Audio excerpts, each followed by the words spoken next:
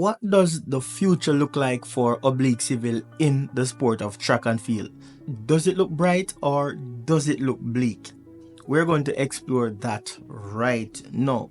So Oblique Seville has started running professionally somewhere between 2020 and 2021.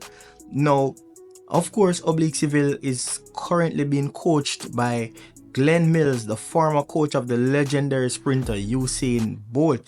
And of course, that alone has put Oblique Seville in a serious spot of bother right out of the blocks. The fact that Oblique Seville is being trained by Usain Bolt's coach means that the expectations for Oblique Seville is very, very high.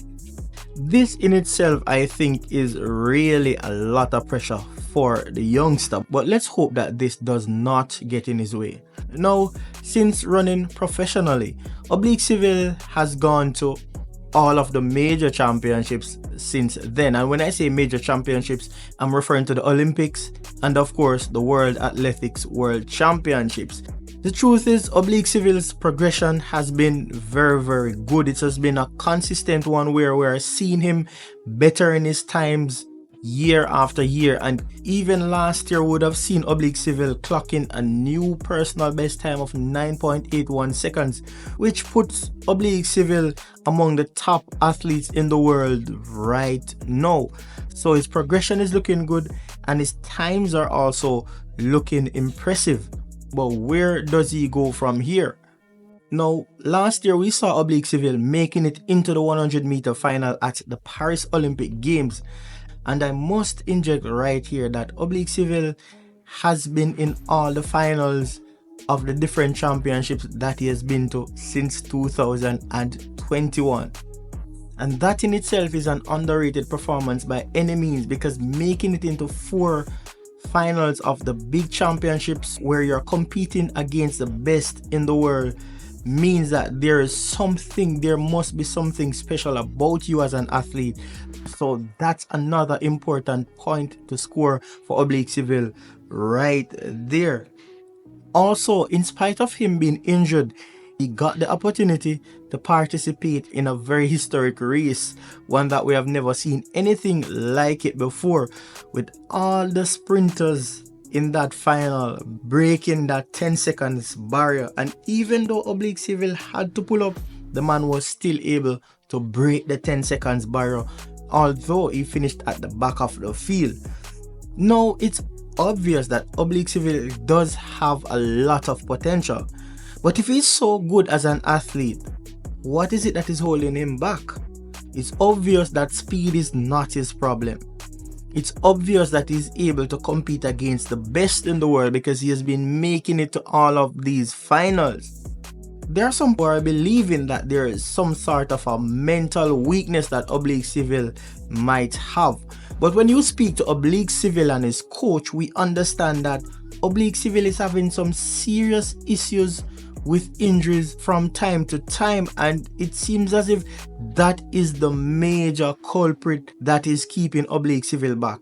Just imagine making it to 4 of the major championships finals and you're not able to make it on the podium. You come so close to it and you're just not able to step on there and claim a medal, if it's even a bronze.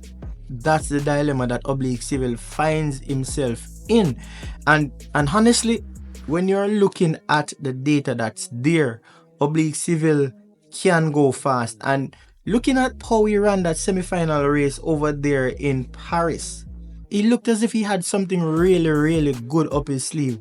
I believe that last year, Oblique Seville was at a place where he could have easily broken that 9.8 barrier. I think Oblique Seville could have gone over into the 9.7s had he not been injured, because he ran some pretty comfortable times making it into that Olympic final, and as we all know, they're always running very conservatively in the rounds, and yet still he looked so brilliant. Now, the problem is Seville is in a space that is getting more and more competitive, and that's in terms of the 100 meters. We have Noah Lyles out there, we have Kishane Thompson, Fred Curley is getting back on the top of his game, and there are other athletes who will be breaking onto the scene very, very soon. So it's getting even more challenging for Oblique Seville to make it onto the podium. Now, looking at the data that's present, I see Oblique Seville going faster. Even in 2025, I think Oblique Seville will be going faster than last year. But I think there's a critical area that must be sorted out. I know his coach knows best, I'm not a coach. But I think if Oblique Seville's body can be strengthened in a certain way that is a little bit more resistant to some of these injuries, I think this kid can go very, very far. We want to see some more defined muscles. I would like to see a little bit more definition in terms of muscles and all of that where Oblique Seville is concerned. And then let's see what happens from there. So what about his future in the sport? I think Oblique Seville in a couple of years from now will make a name for himself. I think that the team that is working with him will eventually find the formula to keep him fit and healthy and to keep him performing at the highest level. And once that problem is solved, I see Oblique Seville bringing home medals for Jamaica. That's how confident I am about this young man. So with a little bit more time and space, Glenn Mills could possibly be smiling again because Oblique Seville could be smashing races all over the place. I think he's that quick. Just look at the young man run. Remember the situation with Stephen and Elaine where she had this injury problem until Stephen figured out how to work with Elaine. And now Elaine is the double Olympic champion and still the fastest woman alive. So Oblique Seville is very bright in the sport of track and field.